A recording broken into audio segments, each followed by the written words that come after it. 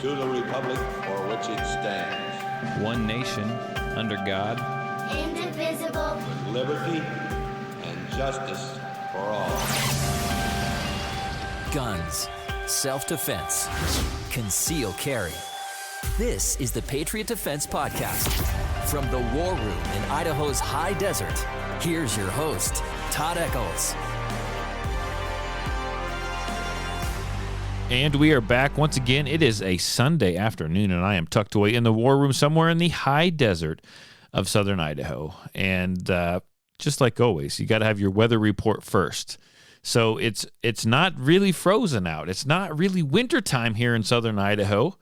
It is. I got done running this morning. I went out for my run, my long run, and when I got done running, like at 7:30, like it had gotten to 4 degrees warmer. So when I got done running, I looked down, and it was 45 degrees, y'all. We're January. This is supposed to be our coldest month. This is kind of crazy weather. Unfortunately, sitting in here in the war room, I've got the shades all closed. I kind of hear the wind starting. And that could make it a little colder, but I don't know. I don't know where winter is. I don't know if it's ever going to show up here. I just don't know. But you know what? It's been really decent for classes. I'm still getting people signing up for private instruction classes, and that's great, man. I enjoy that, and it's really nice that the day shows up when I have a class scheduled and people don't cancel. They don't reschedule because the weather is not scary out. Like it's literally just a hoodie. Like that is it. Like it's not bad out there at all. It's kind of nice. I've got a permit class coming up this next week, or actually next weekend, and it's supposed to be in the 30s, but I think it's still supposed to be rather warm out. So I'm kind of looking forward to that. January is my coldest month for permit classes. Last year, this time, I held my class, and it was just an outright blizzard. In fact, I canceled the class. I didn't cancel the class. I had about 30 people signed up for this class, and I got a hold of each and every one of them and said, my next class is going to be in February on this date. I know the weather's not great. If you can't make it, that's fine. Let's reschedule you for something else, but the option is yours.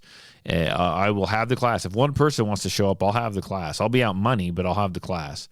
And most of them all rescheduled except for 4 people. And those 4 students showed up, and they got here, and they got stuck in the road out by my house. There was a snowplow that got stuck. They got stuck. They finally eventually got here, and we had the class. And it was snowing.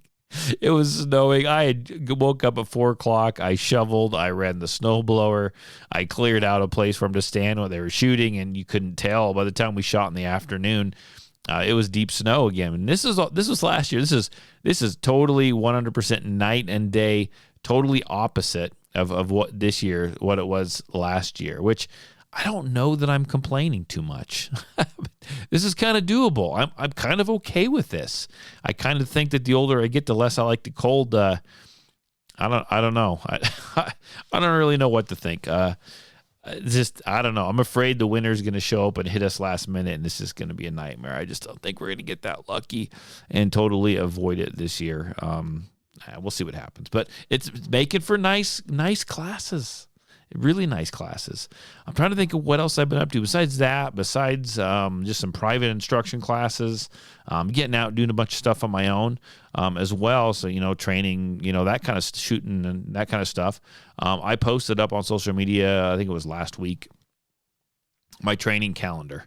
Actually, not even my it was my training calendar, but that was just my full-on calendar. I had classes scheduled that were on that. That's a calendar I carry around on my iPad, on my iPhone. And I decided this year, and I always go out and shoot, and I do my own training, but I wanted to be way more consistent. I'm not going to sit here and tell you that I am perfect at all this. I wanted to be way more consistent at my training and at what I do. I need to lead by example. So I went ahead, I sat down, and I scheduled everything out. I scheduled my runs, my gym time. I scheduled my dry fire practice. I scheduled my dry draw practice. I got some shooting wad type things I'm going to put together. I scheduled those out. I put them on the calendar because when I open that calendar up every morning, first thing I get out of bed, my feet hit the floor. I just grab my phone, kind of refresh my memory of what I got going on for the day. I need to see it, because if it's not on there, I just won't do it. I'll get caught up doing other things, and I just won't do it. So I had to put it in the calendar, and that's what I want to encourage each and every one of you to do, right? If getting out and shooting or taking classes, or you dry fire reps, man, or draw reps, if that's important to you, put them on your calendar. Write them out on a piece of paper, hang them on your mirror in your bedroom, whatever you got to do, write it down, because if you don't, you may not do it. And that's some of the most cost-effective, because it's free, the only thing it's costing is time, training that you can do. Dry fire, draw, unloaded. You can do mag changes, right? Make sure there's no ammo or anything. You do mag changes, get dummy rounds, run mag changes, that kind of stuff. You can practice all of those manipulations, and you can get that stuff all dialed in free, dialed in without it costing you anything but a little bit of time. That's something to do in the winter, especially if it ever gets cold around here. I don't know where you live, whoever, there's people listen to this thing everywhere. But yeah, man, practice that stuff. I'm not a big rifle guy, but you could even do manipulations at home with your rifle, right? Low readies, high ready, all this stuff, right? This is stuff that you can do. And I encourage that. I encourage that a lot. I've touched on this on every podcast I've done for the last week, but I do want to mention it again. Don't forget that I made it a goal of mine, and yes, it's on my calendar as well. It's on my schedule as well. I'm doing 3 podcasts a week now. On Mondays, I'm doing a training series podcast. On Wednesdays, I am doing the New to Firearms or Welcome to Guns podcast. And then I've got this one that I'm doing on the weekends. It's either going to be on Saturday or Sunday. It's kind of a floating, depending on if I have classes or family stuff. So I am doing 3 podcasts. They might not all be for everybody. I'll be honest, so I'll just say that. They may not be for everyone. Some of the other ones are kind of pretty basic. If you want to listen to it, great. I appreciate the support. At least stay subscribed to listen to it, right? You subscribe once and you're going to get all 3 of those podcasts. It's all free for you. But if you want to listen, great. If not, you might know someone who is new to firearms or is new to training or just needs help with training or something, and they might enjoy or get some value in one of these podcasts. If they do, this is usually how I end the podcast, but I'm just going to throw it out there right now. Share it with them. Share it on your social media. Let people know. Listen to the podcast. Check it out. I would appreciate it. The reason why I'm doing this free podcast is to separate some of this stuff out. So those that don't want to listen to it or have already heard it 1,000 times, because I've been doing this podcast for it's got to be 7 years now or something. I don't even know. I feel like in 7 years I've repeated myself at least a couple times, if not a half dozen.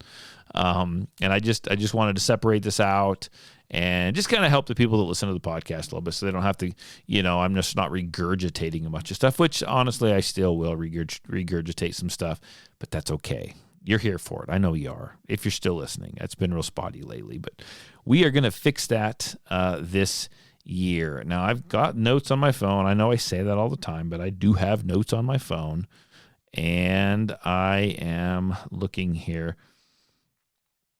Let's talk about, real quick, I always like to talk about the purchases that I want to make as far as firearms are concerned, and I'm still on the hunt, possibly, if I can ever find one, the HK-CC9. If I can ever get my hands on one and take a look at it, I will do so. I know HK also just came out with their VP9A1 or some crap like that.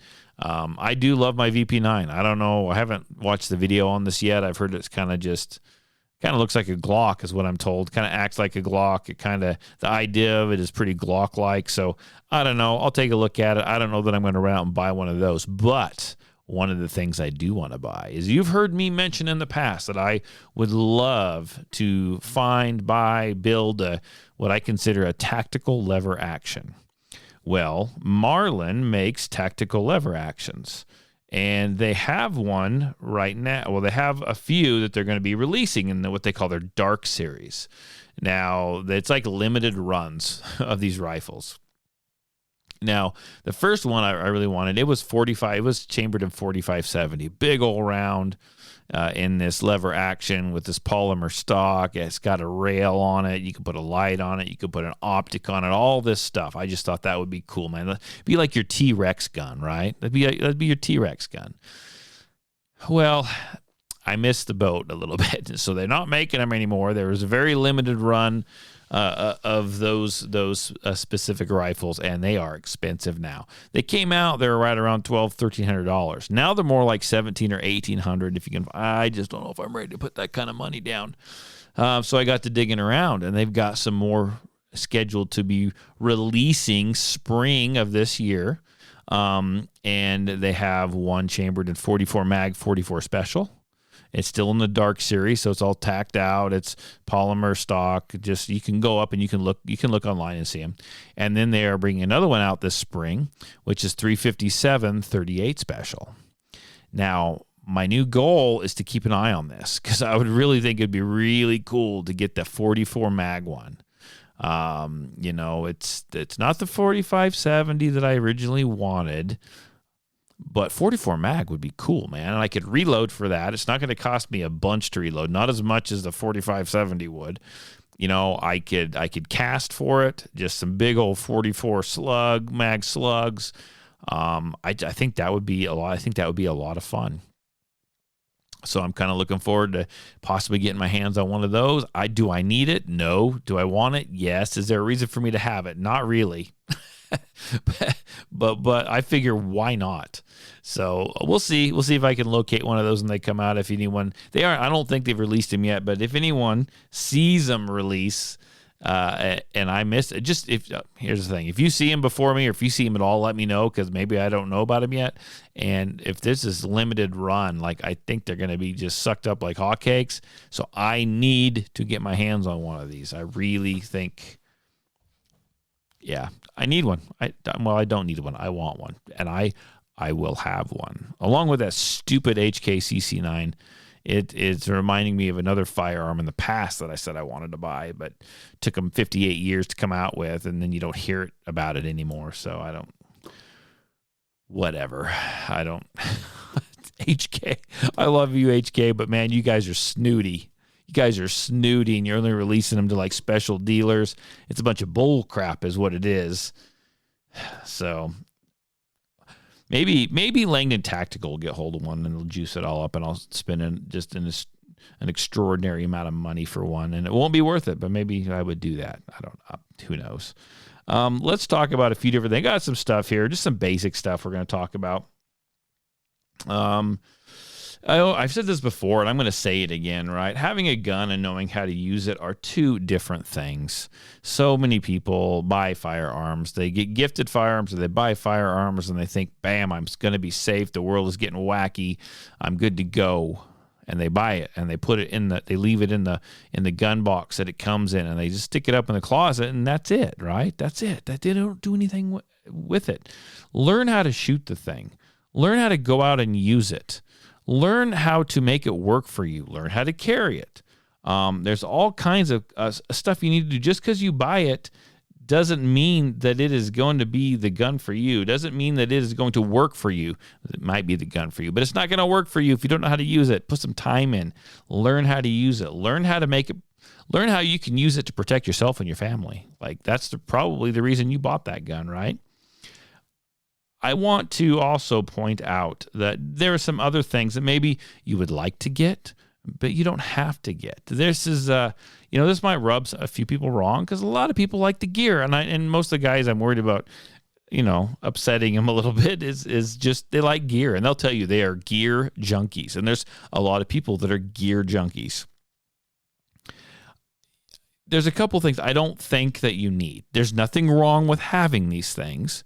Okay, if that's what you like and that's what you want to get into, there's nothing wrong with having those things. Would be like body armor, right? I don't think that's a must.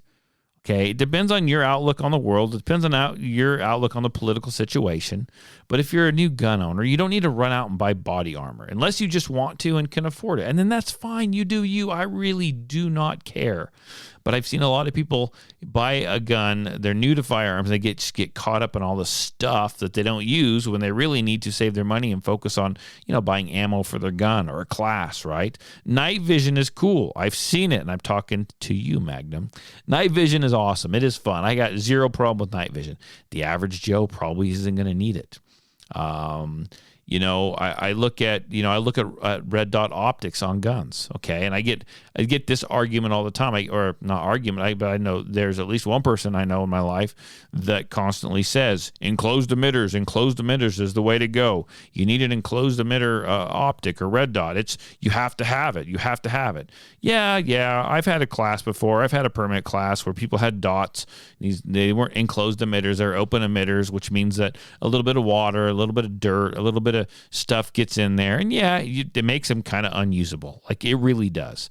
But why are you buying your gun? Are you going to carry it on your person? And that if you are, it's probably going to be concealed. So there's a good chance it's not going to get a bunch of gunk in there. It's a good chance it's not going to get wet. It's a good chance that if you get that gun out and you're going to use it to defend yourself, you get it out real quick and it's bang, bang, bang. You get a handful of shots. Hopefully, the situation is over at that point.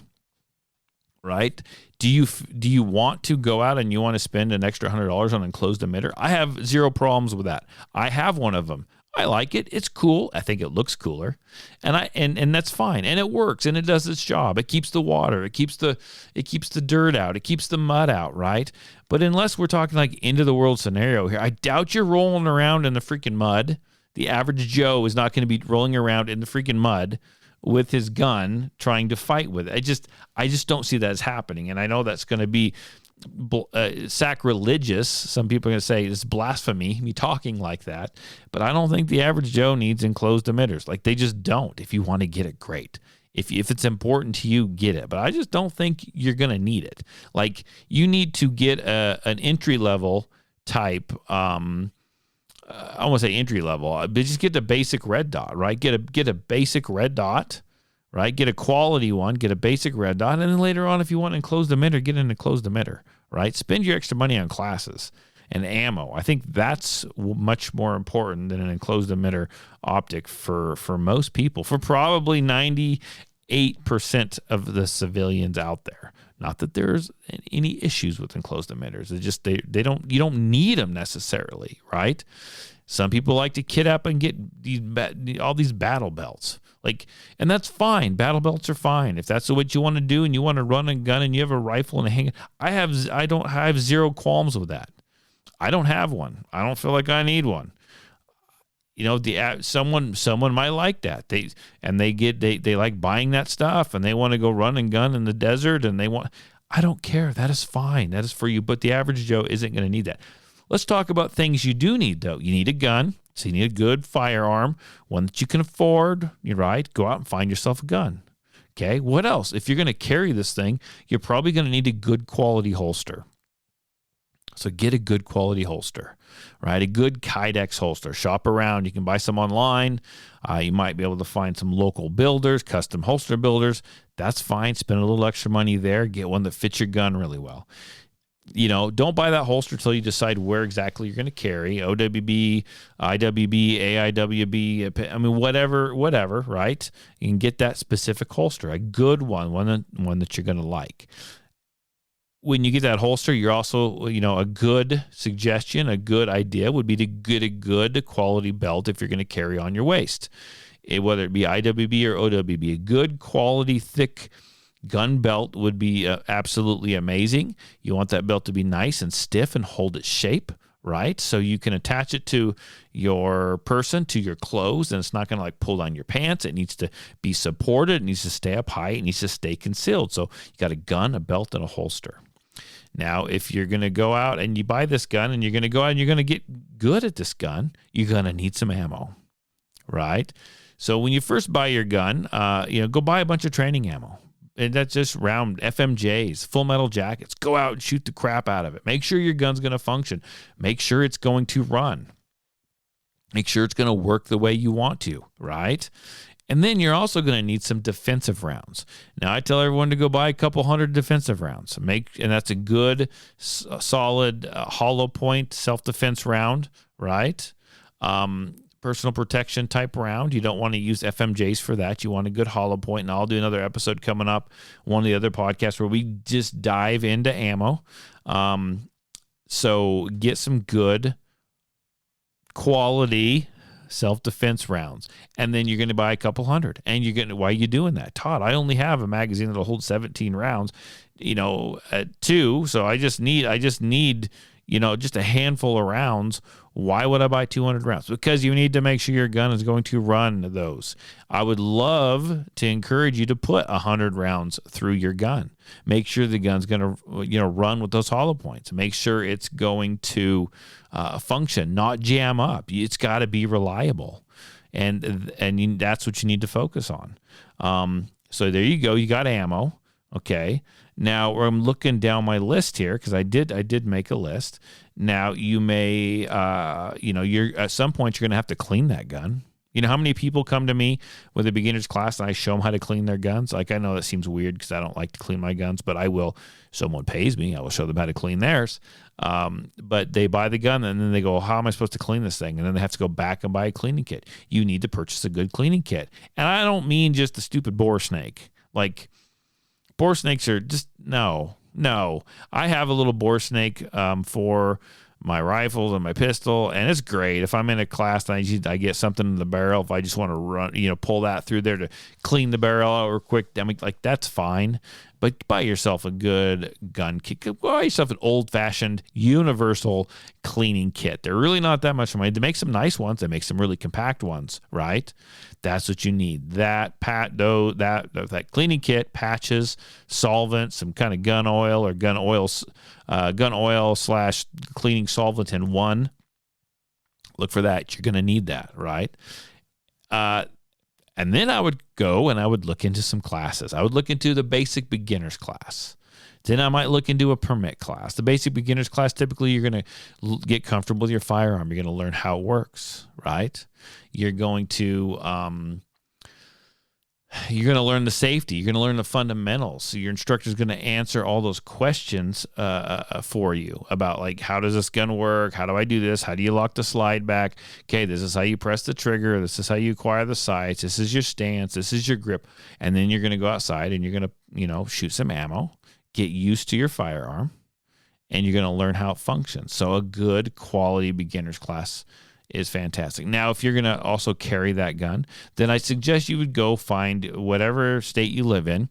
I would find a permit class. Whether you get, some states don't require you to have the permit to carry the gun. And if they don't, I still encourage you, take that permit class, because you're going to learn the laws. You're going to learn the laws of when and where and why and how, and all about firearms and using them in a self-defense situation in your state. And they're all going to be a little different, from state to state, where you can carry it, where you can't carry it.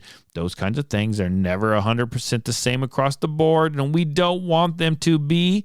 That brings up stupid national reciprocity, pisses me off. I'm going to do a whole episode on just that.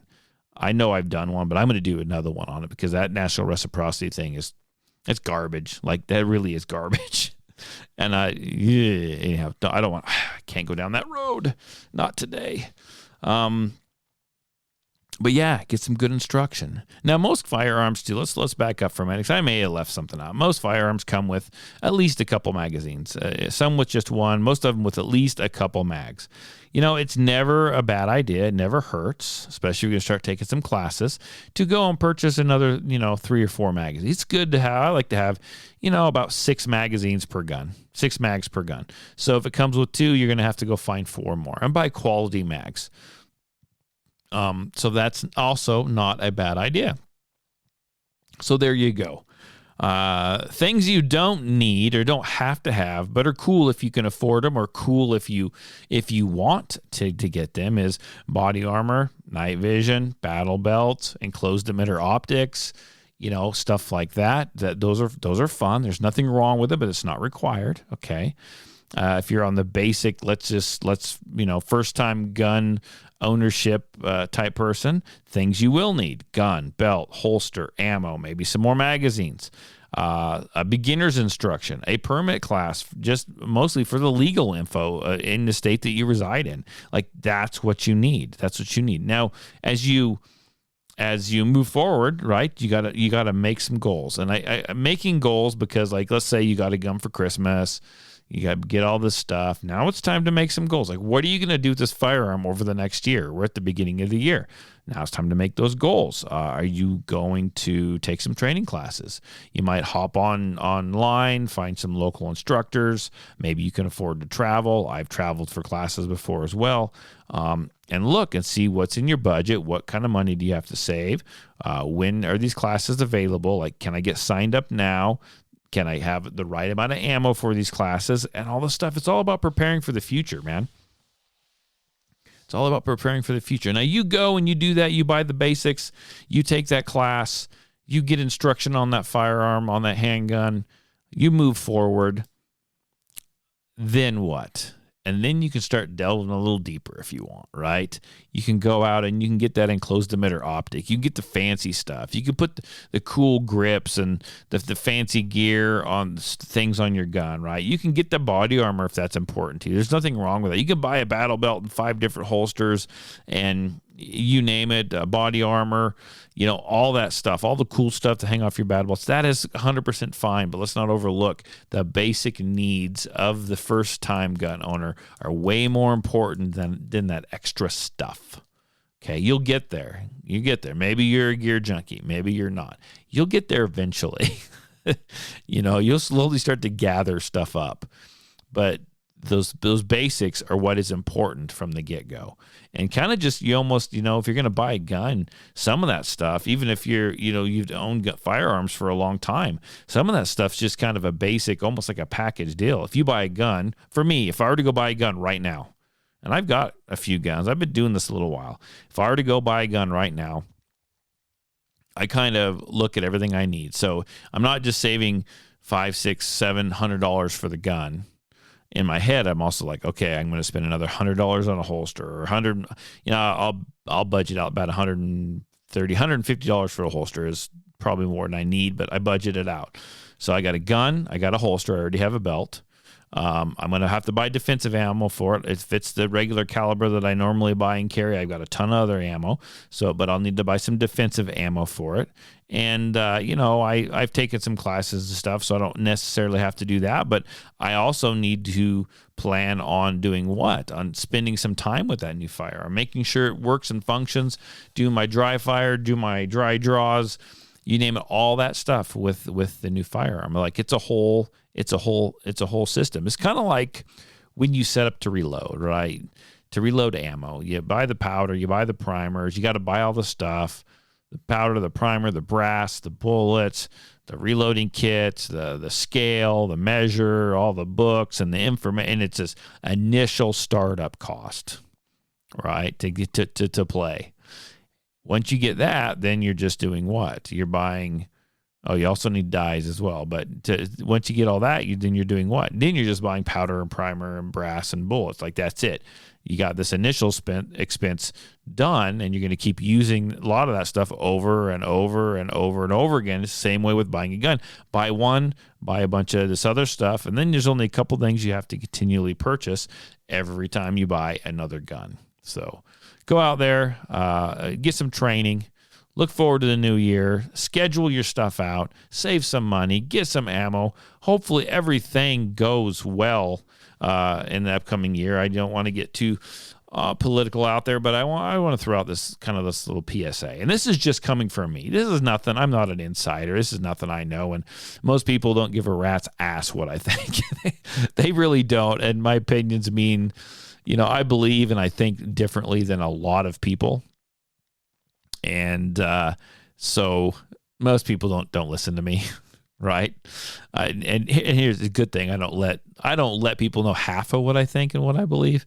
And I do that for a reason, because then I'd have no friends. I promise you, I would have 0 friends if I did that. But we've had a lot of stuff happen so far this year. In the last couple of days alone, we've had all those weird. If you're watching the news, I don't want to get into it. If you're watching the news, man, you've seen it all, right? People exploding, bombs, people getting run over with vehicles, pipe bombs found in a house, people planning, improvised explosive devices, to all kinds of stuff, right? And it just all happened in the first 2 or 3 days of this year. Now we got a new presidency, that's going to take over here in a week or so. We all know Trump. He's going to be the president now.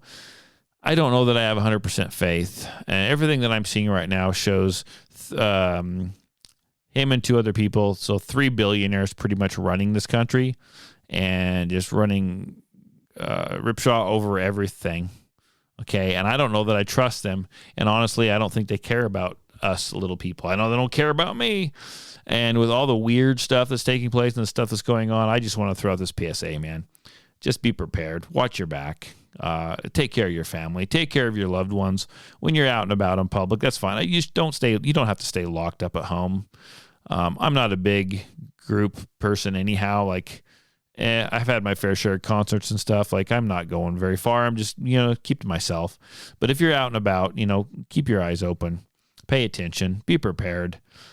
I think that we're living in a world right now where stuff can go left, stuff can go right. It can just get real tipsy real quick, and nobody knows when and where and how or why. But I just think it's going to get ramped up real quick. I really do. I hope not. I hope I'm wrong, but that's just my gut feeling. That's the stuff that I feel. So just be careful out there. Just be careful out there. I mean, you got lots to do. Stay home and listen to the freaking podcast. I'm doing 3 a week now. That'll take up a little bit of time, and I could hook you up with so much training that you can do by yourself at home. You won't have time to go and do anything else. You can buy ammo online, folks. You don't have to go to the store and buy it. They'll deliver it right to your house. Well, depending on where you live anyway. But anyhow, that's my thoughts on it. Take it or leave it. And most people know where I lie politically, but something ain't right. I feel it. Something's not right. But if you like this podcast, I appreciate it. Share it with your family. Share it with your friends. That's how you're going to help the podcast grow. Again, I don't make a dime off this thing. So if you can just do that one thing for me, that or pay me $50, one of the $50 or share the podcast. Your decision is easy. Pay me $50. I mean, I take Venmo, or just share the podcast. That's the price of listening to the podcast. You pay me $50 or you share it. I'm cheap. I think I'd probably share it. Although I'll take your money. I will take your money. Share that podcast. Help it grow. Now, remember, I do one again on Monday, and I do another one on Wednesday. If you didn't like this one, maybe you'll like one of the others. If you don't like any of them, I don't really care. You don't have to listen. Just subscribe. That's all we need to do. Tell you what, you guys have a great week, and I'll at least be here for the main podcast in one more week, but I will be back again on Monday, beginning the new training series. And Monday would actually be tomorrow. I'll be back again tomorrow with the training series podcast. I'll talk to everyone later. Bye.